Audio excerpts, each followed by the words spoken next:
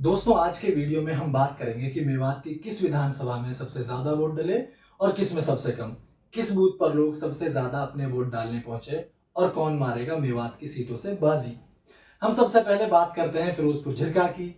फिरोजपुर झिरका में कुल 258 बूथों पर वोटिंग हुई। सबसे ज्यादा वोट वाले बूथ की बात करें तो जीपीएस रीगढ़ में 1113 रजिस्टर्ड वोटरों में से 973 वोट देने पहुंचे, जो कुल 87.42% होते हैं। इसके अलावा और कई बूथ हैं जहां लोग काफी ज्यादा तादाद में वोट देने पहुंचे, जैसे मुंडका 666 में से 564 लोग वोट देने पहुंचे, खेरला कलां से 691 में से 592, घाटा शमशाबाद से 912 में से 770, दानीबास में से 558 में से 474।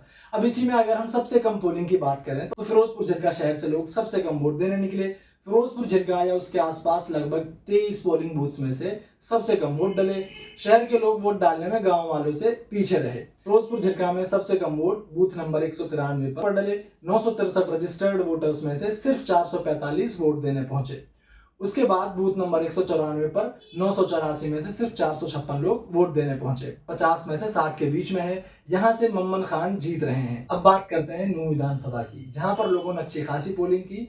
और सबसे ज्यादा की बात करते हुए यहाँ पर बूथ नंबर 3 जीएमएस बड़कली में 696 रजिस्टर्ड वोटर्स में से 617 वोट देने पहुंचे, जो 88.65% होते हैं। उसके बाद बूथ नंबर 8 पर राहुका के लोगों ने भी वोटिंग राइट को समझते हुए 852 रजिस्टर्ड वोटों में से 750 लोग वोट देने पहुंचे, जो कि 88.03% होता है। उसके बाद पंचायत घर, रिठोड़ा, बड़वा और खेडलीका में से 80% से ज्यादा वोटिंग हुई। बाकी सबसे कम वोट डालने वाले बूथों की बात करें तो आपको शौक लगेगा कि यहाँ पर भी नूंह शहर के लोग सबसे कम वोट देने पहुंचे, जहां सबसे कम बूथ नंबर 102 यासीन मेव डिग्री कॉलेज में 993 में से सिर्फ 559 लोग वोट देने पहुंचे, जो कि 56.29% होता है। उसके बाद बूथ नंबर 104, 105 और 106 पर भी काफी कम पोलिंग देखने को मिली, जो कि 50 से 60% तक ही रही।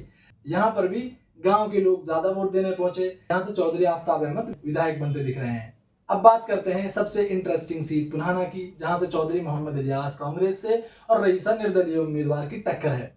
यहाँ 196 बूथों पर 2-4 बूथ में ही 60% से कम वोटिंग देखने को मिली। ज्यादातर लोग घरों से बाहर निकलकर वोट देने पहुंचे। यहाँ पर हम अगर सबसे ज्यादा की बात करें तो बूथ नंबर 76 पर पापड़ी के लोगों ने बढ़ चढ़कर वोट डाले। 358 रजिस्टर्ड वोटर्स में से 332 लोग वोट डालने पहुंचे, जो कि 92.74% है। इसके अलावा लहरवाड़ी, नाहरपुर, गोधोला और सिंगलहेड़ी के लोगों ने भी 80% से ऊपर वोट डाले।